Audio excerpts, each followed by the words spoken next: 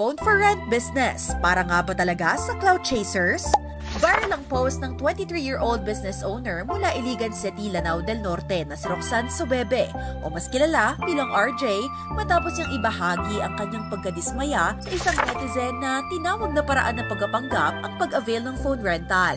Habang ang ilan ay natawa at nagbigay din ng kani-kanilang negative comments, ipinaliwanag ni RJ ang totoong papel ng phone rental sa kapwa Pilipino.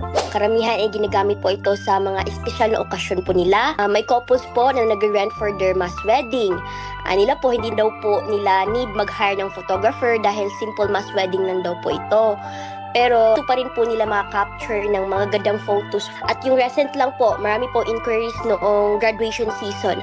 Karamihan po ay mga students. Hindi man sila makabili ng sariling phone, they found a way to make their memories extra special through renting po. Sa phone rental business ni RJ, pwede itong i-avail mula 12 hours hanggang higit isang buwan. Kasama na rito ang charger, phone case, tripod, power bank at flash drive. Kaya naman bukod sa students, newlyweds at iba pang celebrants, may online sellers ding nag-rent para magamit ang phone sa kanilang product shoots. Dahil dito, na-realize ni RJ kung gaano kaimportante ang phone rental service para sa mga taong may limitadong budget pero nagnanais pa ring makakuha ng quality pictures o videos sa kanilang espesyal na araw. Umaasa siyang maiintindihan ng publiko ang halaga ng kanyang negosyo, lalo na bilang paraan para maging accessible ang kagamitang hindi kayang bilhin ng lahat. Lahat po tayo ay may karapatang maranasan yung quality, yung kalidad po at convenience na nabibigay ng phone kahit sa espesyal na okasyon lang po.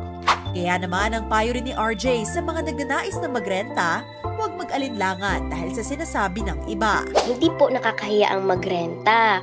Ang nakakahiya po ay hindi natin sinusubukan yung mga opportunity dahil sa takot tayo sasabihin ng iba. Kung kakatulong po ito sa'yo, sa project mo, sa trabaho mo, o sa simpleng nais mo po na ka-use po ng phone, then go for it. I made this service po for you.